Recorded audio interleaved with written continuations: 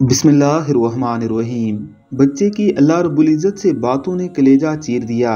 एक 9 साल का बच्चा मस्जिद के कोने में छोटी बहन के साथ बैठा हाथ उठाकर अल्लाह पाक से न जाने क्या मांग रहा था। कपड़ों में पैबंद लगे थे मगर नहायत साफ थे। उसके नन्हे नन्हे से गाल आंसू से भीग चुके थे। बहुत से लोग उसकी तरफ मुतवज्जह थे। वो बिल्कुल बेखबर अल्लाह पाक से बातों में लगा हुआ था। जैसे ही वो उठा, एक अजनबी ने बढ़कर उसका नन्हा सा हाथ पकड़ा और पूछा, अल्लाह ताला से क्या मांग रहे हो? उसने कहा, मेरे अब्बू मर गए हैं, उनके लिए जन्नत। मेरी अम्मी हर वक्त रोती रहती हैं, उनके लिए सब्र। मेरी बहन माँ से कपड़े मांगती रहती है, उसके लिए रकम। अजनबी ने सवाल किया कि क्या आप स्कूल जाते हो? बच्चे ने कहा, हाँ जाता हूँ। अजनबी ने पूछा, किस क्लास में पढ़ते हो? नहीं अंकल, पढ़ने नहीं जाता, माँ चने बना देती है, वो स्कूल के बच्चों को फ़रोख्त करता हूँ। बहुत सारे बच्चे मुझसे चने खरीदते हैं, हमारा यही काम धंधा है। बच्चे का एक एक लफ्ज़ मेरी रूह में उतर रहा था।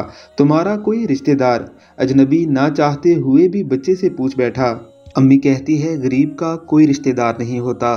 अम्मी कभी झूठ नहीं बोलती। लेकिन अंकल, जब हम खाना खा रहे होते हैं और मैं कहता हूँ, अम्मी आप भी खाना खाओ, तो वो कहती हैं, मैंने खा लिया है। उस वक्त लगता है कि वो झूठ बोल रही है। बेटा, अगर घर का खर्च मिल जाए तो तुम पढ़ोगे?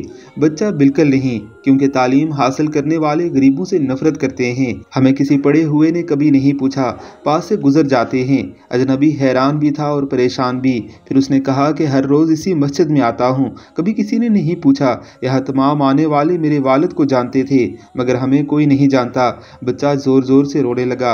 अंकल, जब बाप मर जाता है तो सब अजनबी बन जाते हैं। मेरे पास बच्चे के सवालों का कोई जवाब नहीं था। ऐसे कितने मासूम होंगे जो हसरतों से ज़ख्मी हैं। बस एक कोशिश कीजिए, अपने इर्द गिर्द ऐसे ज़रूरतमंद यतीमों और बेसहारों को ढूंढिए और उनकी मदद कीजिए। अपने आसपास किसी गरीब को देख लें, शायद उसको आटे की बोरी की ज़रूरत हो। तस्वीर या वीडियो भेजने की जगह ये मैसेज कम अज़ कम 1 या 2 ग्रुप में ज़रूर शेयर करें। खुद में और माशरे में तब्दीली लाने की कोशिश जारी रखें।